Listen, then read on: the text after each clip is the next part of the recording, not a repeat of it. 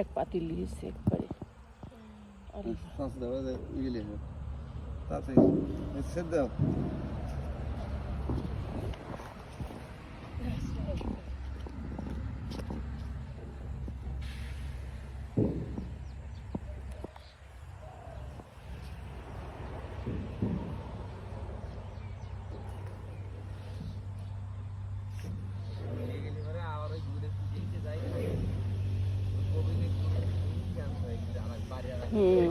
খুব প্রসাদ লাগে গরম গরম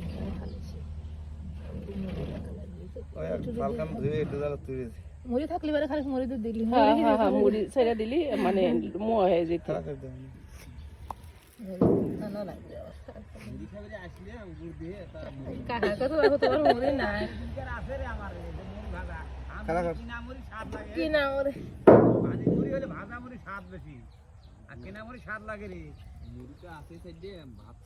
আমার মুড়ি আর কে ভাজি ধানও নাই মুড়িও নাই মনে হইলো অল্প। হ্যাঁ তাহলে এক এক চুলাতে এখানে কত কেজি হতে পারে? 10 কেজি বেশি 10 কেজির বেশি তো বেশি। আচ্ছা ঠিক আছে।